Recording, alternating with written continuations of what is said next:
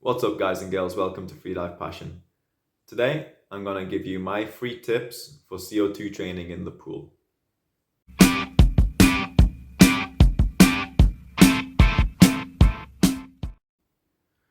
What's up? So, those that follow the channel might have noticed it's been a little while since the last video, and maybe you've even noticed a pattern. I tend to have motivation to do videos for a period of time, and then I lose motivation or life gets in the way, and then I get back to it. So now I've been pretty busy. I've made a lot of changes in my life. I've moved away from Dahab, and now I'm kind of traveling around and teaching in different places throughout the world.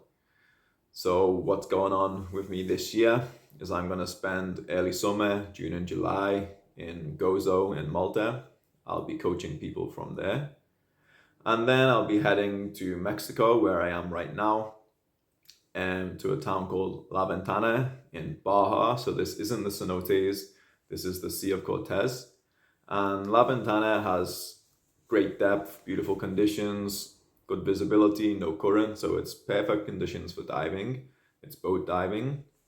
And the real thing that makes this place truly special is the marine life. There's a total abundance of huge mammals and fish and reptiles to be seen in the ocean. So this is something that's really exciting for me to be able to combine my normal coaching, getting people better at free diving, deeper on the line, more comfortable, more in control on the line. But then we can also put these skills to use in the real world, in the ocean, with sea lions and sharks and whatever else comes along. It's truly an amazing place. Each time you go to the sea around La Ventana, you don't know what you're gonna see. There could be whales, there could be dolphins, there could be really anything. Is spectacular. So if you want any more information on either of these locations, head over to the website. There's a link in the description down below. And without any further ado, I'm gonna get into the topic of this video, which is my free tips for CO2 training. And this is gonna be specifically in the pool and doing dynamic, because for me this is the best way to do your CO2 training, because it's got the better crossover to depth. You're actually moving, you're in the water, so of course there's less difference between this and doing a dive. If you compared it, for instance, to apnea walking, right? Apnea walking, okay, there's one similarity in that you're holding your breath, but that's where the similarity ends. Cool. We can call that tip 0.1. Tip 1 is going to be to just pick 2 tables. So a big mistake, in my opinion, unless you're very, very experienced, is to change exactly what you do in the pool every time that you go to the pool. Okay, this can be a little bit more mentally stimulating, but it means that it's harder to fine-tune your training. If you just have, let's say, 2 tables, I generally like to stick to 2 tables. It's very easy to start to make these tables more challenging, and the challenge of these tables is what's going to create adaptation when it comes to your CO2 tolerance, right? So let's say you pick your 2 tables and then you start to play with your recovery periods, the distance, maybe resistance. So wearing a t-shirt when you do your dynamic, something like that, making the dynamic harder. Or even you can add static. So by playing with these factors, you can start to fine tune the challenge of these tables.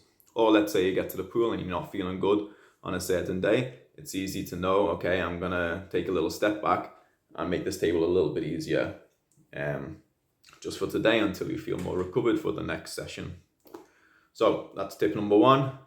Just pick 2 tables and then start to progressively overload these tables by playing with rest, distance, static, and resistance. My next tip is to overload progressively. Make sure your progressive overload is progressive. So rather than your first training session being this super mega hard session and totally kind of scaring yourself and psyching yourself out, I recommend that you pick something manageable And then over the weeks, you progressively start to make this more and more challenging. And as you're increasing the challenge, there's also going to be adaptation occurring within your body. And you should never have this sort of stress when you're going to the pool. We should always feel like we can manage the thing that we're asking ourselves to do. We're in the correct level of intensity to have the adaptation that we want. This also ensures you always have the desire to train. You're not starting to psych yourself out before you even go to the pool, because in the end, you will psych yourself out.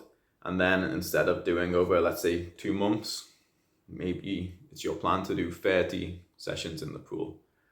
If you start psyching yourself out and you only do 10, even if they were mega hard, it's not going to be as effective training as if you did 30 more mild trainings and slowly building up the intensity, right? So maybe tip 2.5 is that the more important thing when it comes to CO2 training is volume than intensity. It's more important that you do things more regularly, more repetitions, than do it like in a very hard, challenging way, right? Always make sure you feel like you can handle the session and that you're excited, you're looking forward to the next session, making it just a little bit harder, still manageable. This is what's going to keep you going to the pool, keep you excited, keep you in the sport. Okay, so tip number 3 is every lap is an opportunity to work on technique. Just because it's maybe a challenging CO2 table or just because you have a ton of repetitions doesn't mean you do it mindlessly. Every time you do a turn, you should try and do the turn as good as you can. Each kick, each arm pull, whether it's with a kick with a monofin or a kick with the bifin technique, the whole time you should be fine-tuning and playing around with, for instance, if we're talking about bifins, how wide you kick, how hard you kick, how fast you kick, how you kick, like which muscles you're using. Think about the back kick, think about the front kick, think about the speed, think about how long you glide for. The whole time you can be playing and fine-tuning and working on your technique, not just trying to survive. Also, thinking about power and zooming in just to that one factor. A tendency that people have is to use more power when they're feeling higher levels of CO2 or starting to feel like a lot of challenge in the table. So this would be a mistake. There's the optimal amount of power, there's the optimal speed that we can use. If we're using more or less than this, then we're no longer efficient, and efficiency is of utmost importance in freediving because we only have a certain amount of oxygen. We need to use this oxygen in the most efficient way to get our maximum performance.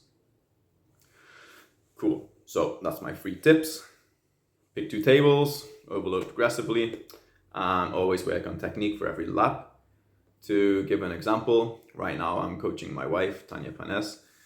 Our 2 tables for dynamic no fins are 20, 50, 75, 25, 50, 75, 25, 50, 75, 25, 50, 75. The first time we did it, we had 1.5 minutes between each swim, then 1 minute 20, then 1 minute 10, then 1 minute. So over these sessions, over the weeks, we're reducing the rest time while keeping everything else the same. And this is how we progressively overload this table and make this table more challenging. Yeah. The other table is just straight repetitions of 50 meters.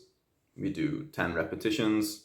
And again, we're reducing the time between each repetition. So we started off with 1 minute 10, then 1 minute, then 50 seconds, then 40 seconds will be the next one that we do. So this is a little bit different from the traditional CO2 table where you drop the rest periods like throughout this one training session.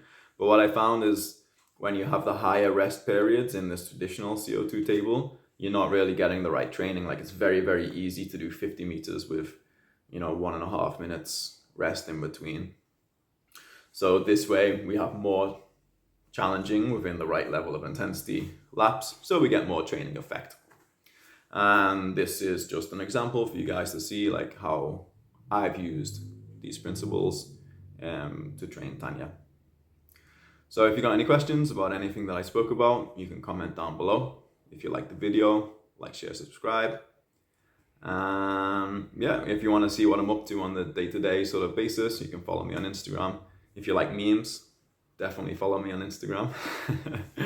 And until next time, guys and girls, take it easy and dive safe.